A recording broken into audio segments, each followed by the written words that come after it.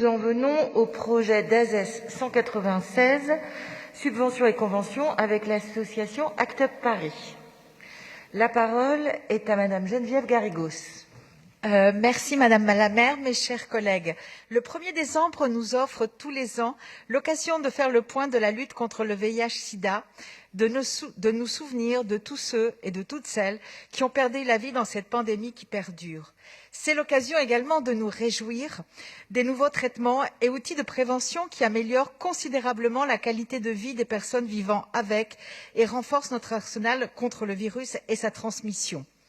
Les outils et connaissances que nous avons aujourd'hui permettent de détecter facilement le VIH par les tests rapides d'orientation et de dépistage, voire même par des autotests réalisés chez soi. La protection qu'offre le préservatif interne ou externe est complétée par la PrEP ou prophylaxie pré-exposition et les traitements post-exposition, ainsi que par le maintien de la charge virale des personnes séropositives à des niveaux intransmissibles. Nous avons fort heureusement fait des progrès considérables depuis le début de la pandémie dans les années 1980. Mais nous devons aussi nous rappeler, à l'occasion du 1er décembre, que ces progrès ne sont pas venus seuls. Face à la tentation du silence, de l'ostracisation des malades renvoyés à une marginalité honteuse, face à l'inaction gênée des pouvoirs publics, il a fallu et il faut parfois encore secouer l'opinion publique. Et c'est là le grand apport historique de l'association ACT UP Paris.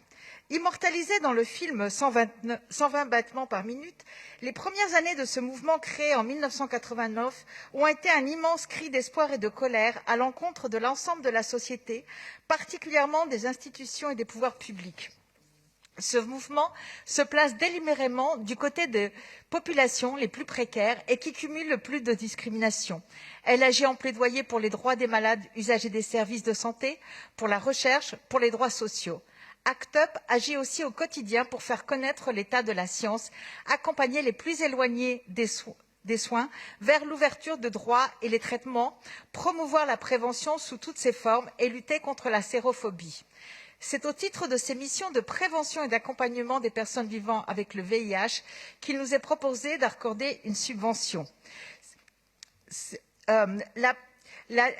subvention, effectivement, se subdivise entre des actions d'information et de prévention et au titre de la permanence des droits sociaux.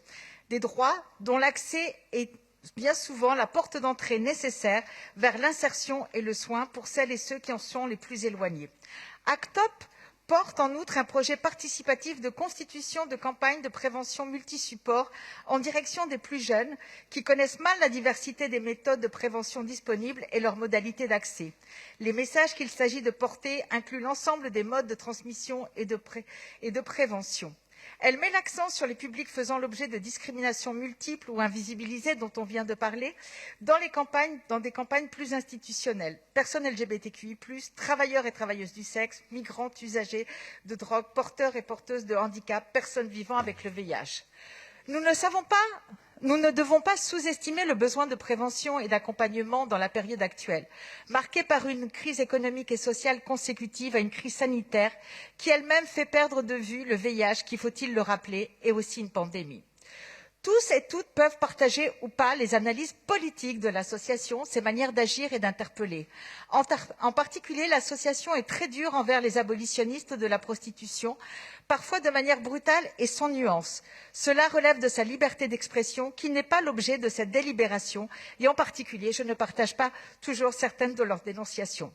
Mais nous pouvons nous retrouver tous et toutes pour reconnaître l'intérêt vital de maintenir et développer ces actions en faveur de la santé, s'agissant d'une association pleinement reconnue et intégrée dans le réseau partenarial de la stratégie Paris sans sida. Je vous invite donc, mes chers collègues, à voter cette délibération. Merci.